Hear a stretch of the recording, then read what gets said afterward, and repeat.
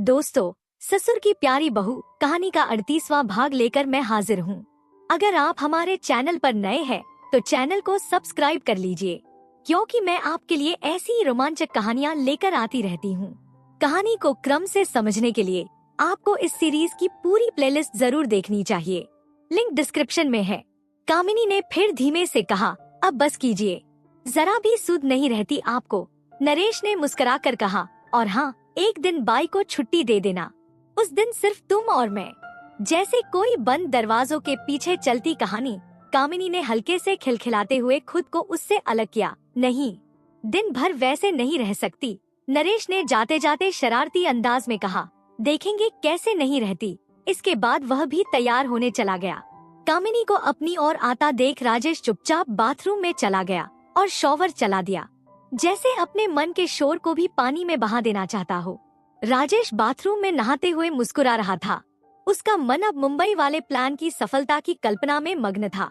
शाम को फहद का फोन आया था, जिसकी बातों ने उसकी उत्सुकता को और हवा दी थी। फहद ने चुटकी लेते हुए कहा, भाई, लगता है तुम्हारी कामिनी अब हर मायने में कमाल करने लगी है। तुमने तो सब सुना ही होगा। अब बताओ, मुझे कब मिलवा रहे हो उससे? राजेश हल्के ठहाके के साथ बोला।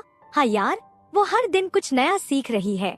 सच कहूँ तो अब तो उसे पापा के साथ एक फ्रेम में देखने की ख्वाहिश होने लगी है। फहद मुस्कुराया। अरे, ये तो बहुत आसान है।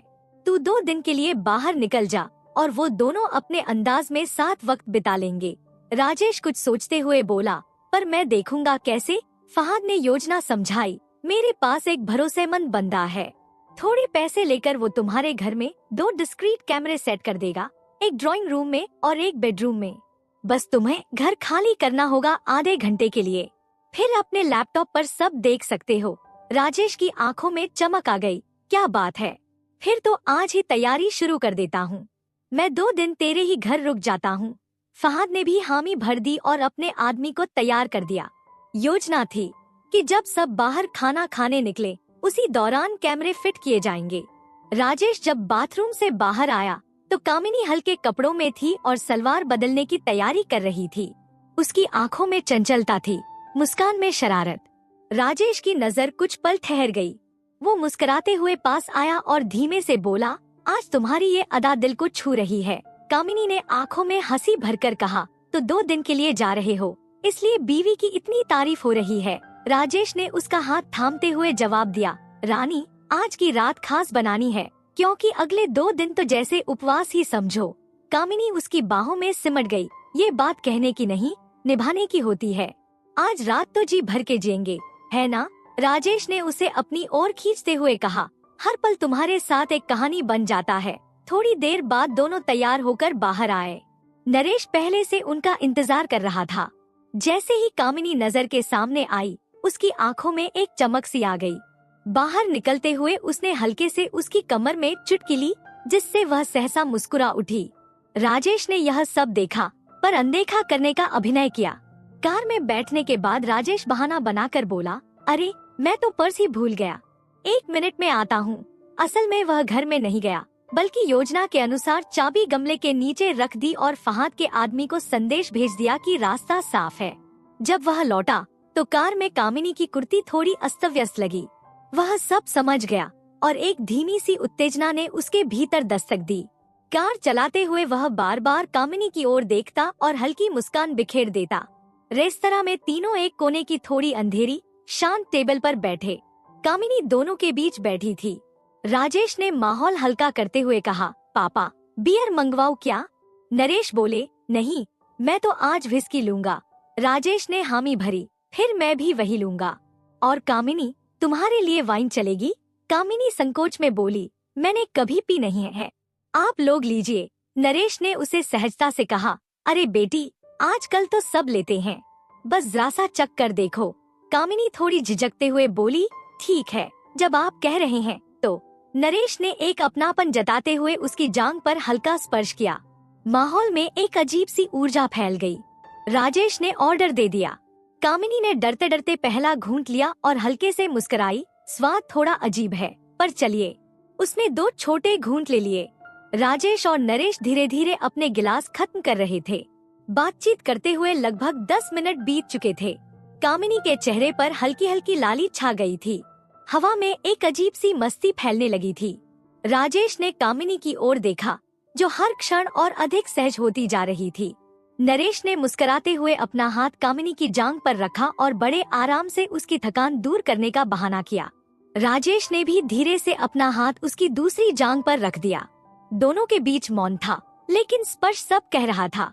उन्हें शायद इस बात का अंदाजा नहीं था कि वे एक ही राह पर बढ़ चले हैं। राजेश ने दूसरा ड्रिंक तैयार किया और पापा को थमाया। खुद के लिए उसने हल्का पेग बनाया और उसमें पानी मिला दिया। उधर कामिनी भी अपने वाइन के गिलास का आनंद ले रही थी। थोड़ी ही देर में वातावरण कुछ और ढीला हो गया। नरेश अब मस्ती के सुर में बह रहा था और राजेश ने भी नशे का बहाना करते हुए खुद को ढीला छोड़ दिया। तभी उसकी नजर पड़ी। नरेश का हाथ अब भी वहीं था। राजेश ने कुछ सोचते हुए कहा, पापा, मैं जरा बाथरूम होकर आता हूँ, और लड़खड़ाते कदमों से वहाँ से उठ गया। उसके जाते ही माहौल में एक अलग सी बेचैनी उभर आई। नरेश धीरे से कामिनी की ओर झुका और उसके होठों के बेहद करीब आ गया।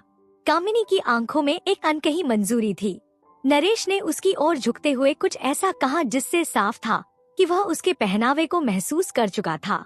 कामिनी ने हौले से मुस्कुराते हुए कहा, अब मुझे खुद को खुला महसूस करना अच्छा लगता है। राजेश दूर से यह दृश्य देख रहा था। उसकी आंखों में आश्चर्य और योजनाबद्ध चुप्पी दोनों थे। तभी कामिनी ने चेताया, उफ, हटिए, राजेश आते होंगे। नरेश ने अपने हाथ खींचे और कुछ ऐसा किया मानो उसने अपनी उंगलियों से किसी मीठे एहसास को छुआ हो। अब राजेश लौट आया और कामिनी के पास वाली सीट पर बैठते हुए नशे का पूरा अभिनय करने लगा। कामिनी ने नर्म लहजे में कहा, थोड़ी वाइन बची है, मुझे और चाहिए।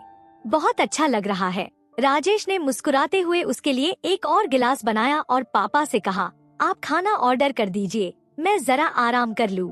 कहकर कुर्सी की पीठ से सिर टिका लिया और अपनी आंखों को कलाई के पीछे छिपा लिया, मानो गहरी नींद में हो। कामिनी ने उसे पुकारा, लेकिन वह चुप रहा। उसकी हल्की सी खुली आंखें सब देख रही थी। फिर खाना आया और सबने साथ बैठकर खाया। वापसी में भी राजेश ने नशे का अभिनय जारी रखा। गाड़ी पापा ने चलाई और कामिनी पीछे बैठे राजेश के पास हल्के स्पर्शों से उसकी मौजूदगी को महसूस करती रही। नरेश भी उसे सहजता से उत्तर देता रहा। घर पहुंचकर दोनों ने राजेश को संभालते हुए बिस्तर पर लिटाया। वह पेट के बल लेट गया और ऐसे करवट ली मानो पूरी तरह बेहोश हो चुका हो। नरेश मुस्कुराया, ये तो पूरा टुन्न हो गया है, तुम जाओ और कपड़े बदल लो। कामिनी हंसकर सहमति में सिर हिलाते हुए कुछ देर राजेश को देखती रही, फिर खुद को ढीला करके नाइट ड्रेस पहन ली और चुपचाप नरेश के कमरे की ओर बढ़ गई। उसके जाते ही राजेश उठ बैठा। उसने खिड़की से देखा, कामिनी धीरे धीरे पापा के कमरे में दाखिल हो रही थी। उसके चेहरे पर कोई नाराजगी नहीं, बल्कि संतुष्टि की मुस्कान थी। वह खिड़की से पर्दा हटाकर सब देख रहा था। उसकी योजना यह थी कि कैमरे से सब रिकॉर्ड करेगा, लेकिन अब तो दृश्य सामने था। अब वो बाथरूम गया, खुद को तरोताजा किया और जब बाहर आया तो देखा कि कामिनी अब तक लौट नहीं आई थी। थोड़ी देर बाद वह लौटी और बिस्तर पर राजेश को न देखकर घबरा गई। तभी बाथरूम से राजेश बाहर आया। अरे, तुम कहाँ थी? उसने मुस्कुराकर पूछा। कामिनी हड़बड़ाई, किचन में थी, पानी लेने गई थी। राजेश ने सहजता से कहा, मैं अब बेहतर महसूस कर रहा हूँ, चलो अब तुम्हारे पास बैठता हूँ। कामिनी थोड़ी असहज हुई, शायद वह खुद को अभी पूरी तरह तैयार महसूस नहीं कर रही थी। मैं जरा बाथरूम हो आओ, कहकर चली गई। राजेश समझ गया और चुपचाप मुस्कुराया। वह लौटकर आई और फिर से नाइट ड्रेस में उसके सामने थी। इस बार वह खुद को संयमित करते हुए राजेश के पास बैठी। उसने राजेश की आंखों में देखा और राजेश ने हल्के से अपना हाथ उसके चेहरे पर रखा। उसके बाद जो हुआ वह दो आत्माओं के बीच की एक गूढ़ अनुभूति थी। शब्दों की कोई आवश्यकता नहीं थी, केवल एक मौन संगीत था जो दोनों के भीतर बज रहा था। करीब 25 मिनट बाद दोनों शांत हो गए। कामिनी गहरी नींद में चली गई। राजेश धीरे से उठा, बाहर आया और गमले के नीचे से चाबी निकाली। ड्राइंग रूम में जाकर वह उस कैमरे को खोजने लगा जिसके बारे में उसे बताया गया था। जैसे ही उसने दीवार घड़ी पर नजर डाली, वह मुस्कुराया।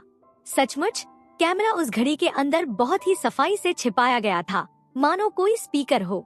उसने लैपटॉप खोला और लिंक के जरिए कैमरे से जुड़ा। पहली तस्वीर में वही खुद बैठा था। दूसरा कैमरा पापा के कमरे का था। जहां नरेश सोता हुआ दिखा। उसने चैन की सांस ली। सब कुछ योजना के मुताबिक हो रहा था।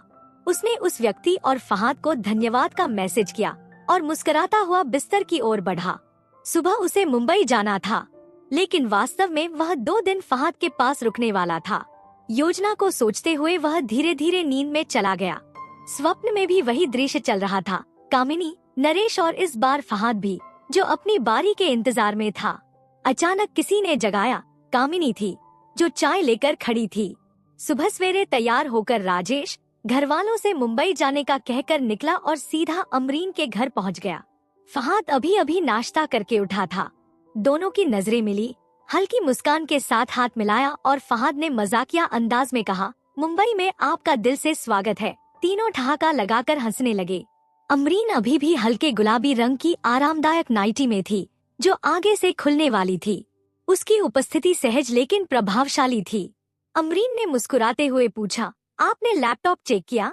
वहाँ घर पर सब ठीक तो है? राजेश ने कहा, गाड़ी चला रहा था, समय ही नहीं मिला। अब देखता हूँ। वो सोफे पर बैठ गया और लैपटॉप ऑन किया। फहाद और अमरीन भी उसके पास आकर बैठ गए। कैमरा ऑन करते ही बेडरूम में पापा अखबार पढ़ते नजर आए। ड्राइंग रूम भी खाली था। राजेश बोला, लगता है कामिनी किचन में होगी। अब तक तो बाई भी आ गई होगी। फहाद बोला, अरे थोड़ा पीछे करो ना, देखो तुम्हारे जाने के बाद क्या हुआ। अमरीन ने चुटकी ली, ससुर बहू वाला कोई सीन होगा शायद। राजेश ने वीडियो को पीछे किया। अब तीनों की नजरें स्क्रीन पर टिक गईं। वीडियो में राजेश को जाते हुए दिखाया गया और कामिनी उसे दरवाजे तक छोड़ने आई। जाते जाते उसने धीमे से राजेश के गाल पर एक भावुक अलविदा चुंबन दिया और फिर दरवाजा बंद कर दिया। जैसे ही वो अंदर मुड़ी, नरेश की बाहें जैसे उसे समेटने को तैयार थी। वो उसके पास पहुंची और दोनों एक पल के लिए एक दूसरे की नजदीकियों में खो गए। एक शांत माहौल में उनके बीच एक भावुक संवाद और स्पर्श हुआ, जिसमें रिश्तों की जटिलता और आकर्षण झलक रहा था। नरेश के स्पर्श में एक अधिकार भी था और एक अधूरी चाह भी। वह फुसफुसाया, आज और कल, बस तुम मेरी हो, सिर्फ मेरी। कामिनी ने धीमे से उसकी ओर देखा और मुस्कुराकर जवाब दिया, हाँ, आज और कल सिर्फ आपकी हूँ। वीडियो देख रहे फहाद के चेहरे पर रोमांच साफ झलक रहा था। वह बोला, वाह, क्या केमिस्ट्री है इन दोनों की। अमरीन ने उसे हल्के फुल्के अंदाज में छेड़ा, आप तो जैसे बेचैन हो रहे हैं इन दोनों की कहानी में घुलने को। तीनों हंस पड़े। इधर वीडियो में नरेश ने मजाकिया लहजे में कहा, आज तो मैं उस पुराने बंद दरवाजे का ताला खोलने वाला हूँ। कामिनी ने शरारत भरी मुस्कान के साथ जवाब दिया, आज तो आपको ही इसकी चाबी सौंपी है, चाहे कुछ भी हो जाए। तभी दरवाजे की घंटी बजी और दोनों अपनी जगह से अलग हो गए। कामिनी ने दरवाजा खोला। बाई अंदर आ गई थी। राजेश बोला, अब कुछ देर तो शांति रहेगी, बाई के जाने के बाद ही आगे कुछ होगा। उसने लैपटॉप को रियल टाइम मोड पर कर दिया। पापा अब भी अखबार पढ़ रहे थे। कुछ देर बाद कामिनी अंदर आई। नरेश उसकी ओर देख मुस्कुराया और बोला, बाई कब तक रहेगी? कामिनी ने मुस्कुराकर जवाब दिया, बस 1 घंटे में चली जाएगी, तब तक आप थोड़ा सब्र रखिए। वो जाकर पापा के पास खड़ी हो गई। नरेश ने उसकी ओर देखा, पर उसकी बेचैनी अब छिपाए नहीं छिप रही थी। कामिनी उसकी आंखों को पढ़ते हुए धीमे से बोली, इतना भी क्या उतावले हो रहे हैं आप? 1 घंटा बहुत लंबा नहीं होता। तब तक आप जाकर नहा आइए, ताकि अगला वक्त थोड़ा खास बन सके। नरेश मुस्कुराते हुए बोला, आज तो हम साथ में नहाएंगे और फिर कुछ पल ऐसे होंगे जो हमेशा याद रहेंगे। कामिनी हंस पड़ी, आप भी ना हर बार कोई नई फरमाइश ले आते हो। ठीक है, आज ये भी सही, लेकिन अब मुझे काम भी निपटाना है, जरा छोड़िए मुझे। नरेश ने हल्के से उसका माथा चूमा और वो मुस्कुराती हुई कमरे से बाहर निकल गई। फहाद ने धीरे से कहा, अब तो तुम्हें 1 घंटे इंतजार करना पड़ेगा, और वैसे भी जब वो लोग बाथरूम में होंगे कैमरे से कुछ साफ नजर नहीं आएगा। हाँ, अगर दरवाजा खुला रहा तो बात और है। अब मुझे ऑफिस के लिए निकलना है, बेस्ट ऑफ लक। उसने जाते जाते हंसते हुए अमरीन की ओर देखा। वैसे आज कितनी बार करेगी राजेश से? अमरीन ने हल्की मुस्कान के साथ जवाब दिया, मुझे क्या पता। जब कोई अपनी बीवी को किसी और की बाहों में देखता है तो दिल और दिमाग दोनों में हलचल मची जाती है। अब वो कितनी बार खुद को रोक पाएगा, ये तो वही जाने। सभी हंस पड़े। राजेश ने मजाकिया लहजे में कहा, लंच टाइम में अगर तू आया तो फिर दोनों मिलकर उसे थोड़ा वक्त देंगे। उससे पहले तो मैं बस एक बार ही। ठीक है ना? फहद ने जाते जाते अमरीन को बाहों में लेकर कहा। ओके डार्लिंग, अपना ख्याल रखना, और उसके माथे को हल्के से चूमते हुए बाहर निकल गया। अमरीन ने राजेश की ओर देखा। मैं आपके लिए चाय लेकर आती हूँ, आप तब तक टीवी देखिए। वो नहाने चली गई और राजेश आराम से सोफे पर बैठकर टीवी देखने लगा। कुछ देर बाद अमरीन लौट कर आई। उसने एक हल्का सा गाउन पहन रखा था जो सामने से एक पतली डोरी से बंधा हुआ था। उसकी चाल, उसकी आंखों की चमक और भीगी जुल्फों से टपकती नमी राजेश की नजरें जैसे उस पर ठहर गईं। उसका व्यक्तित्व किसी खूबसूरत कल्पना की तरह जीवंत हो उठा। राजेश का ध्यान तभी लैपटॉप स्क्रीन पर गया। उसमें कामिनी पसीना पोंछती हुई दिखाई दी और नरेश ने उसे अपनी बाहों में भर लिया था। दोनों के बीच की निकटता धीरे धीरे गहराने लगी। कैमरे की नजरों में सब कुछ वैसा नहीं था, लेकिन भावनाओं की गर्माहट साफ महसूस हो रही थी। राजेश की आंखें उस दृश्य में खो सी गई। तभी अमरीन ने पास आकर उसका ध्यान खींचा। वह मुस्कुरा रही थी। धीरे से वह उसके पास बैठ गई और उसकी कमर पर हाथ रखते हुए बोली, मन यहाँ है लेकिन नजर वहाँ अटकी है। राजेश कुछ कहता, उससे पहले ही उसकी बेल्ट ढीली हो गई। अब दोनों के बीच का मौन और बढ़ गया। उनकी सांसों की गति बदलने लगी थी। उधर लैपटॉप में नरेश कामिनी के गले के पास कुछ फुसफुसा रहा था। कामिनी मुस्कुरा रही थी। दोनों के हाव भाव में अब कोई दूरी नहीं थी। उनकी दुनिया बस एक दूसरे में सिमटती जा रही थी। राजेश जैसे उस दृश्य में खो गया था। उसकी उंगलियां खुद ब खुद प्रतिक्रिया दे रही थी। अब अमरीन की आंखें भी उस स्क्रीन पर टिक गईं। शायद वह जानना चाहती थी कि क्या वही सब हो रहा है जिसकी कल्पना उन्होंने पहले की थी। नरेश ने कामिनी के कानों के पास कुछ कहा और वह खिलखिलाई। अब तो और भी गर्मी लग रही है। उसने गाउन को एक झटके में किनारे कर दिया। दृश्य अब और भी निजी हो गया, मगर तभी नरेश ने तौलिया उठाया और दरवाजे की ओर बढ़ा। कामिनी बाथरूम में गई और दरवाजा खुला ही रह गया। राजेश की धड़कनें तेज हो चुकी थी। नरेश तौलिया लेकर लौटा और मुस्कुराते हुए दरवाजा बंद कर दिया। राजेश जैसे एक झटके में वर्तमान में लौटा। उफ़, इन्होंने तो दरवाजा ही बंद कर दिया। उसके चेहरे पर मिलीजुली भावनाएं तैरने लगी, उत्सुकता, अधूरापन और कुछ और, जो सिर्फ वो ही समझ सकता था। अमरीन ने राजेश को अपनी बाहों में भरते हुए उसके कान में हल्के से फुसफुसाया, चलो कोई बात नहीं, हमें तो अब आराम करना है, थोड़ा इंतजार कर लो। राजेश मुस्कुरा उठा। उसकी आंखों में हल्की सी शरारत थी। उसने उसे धीरे से उठाया और उसका गाउन सावधानी से अलग किया।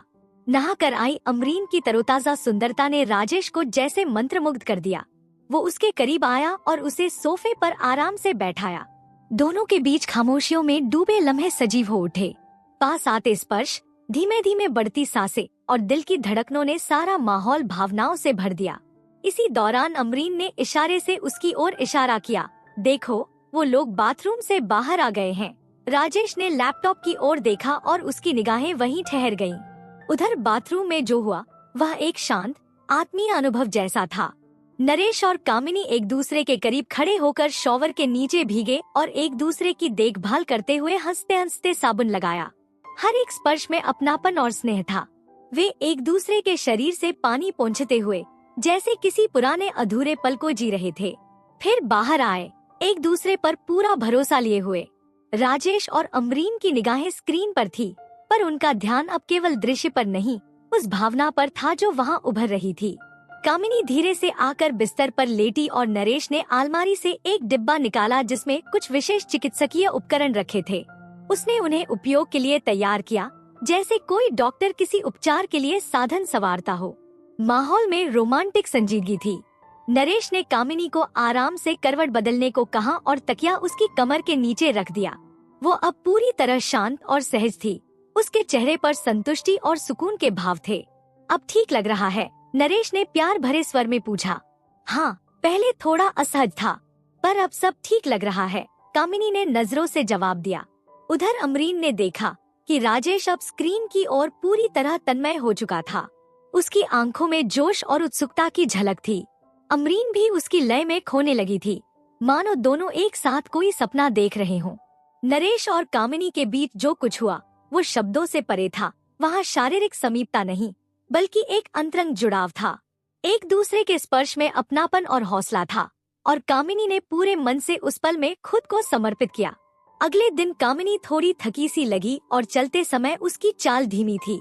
नरेश ने शाम को भी उसकी देखभाल की, एक स्नेहभरे स्पर्श से क्रीम लगाई और उसके माथे को चूमकर उसे विश्राम करने भेजा।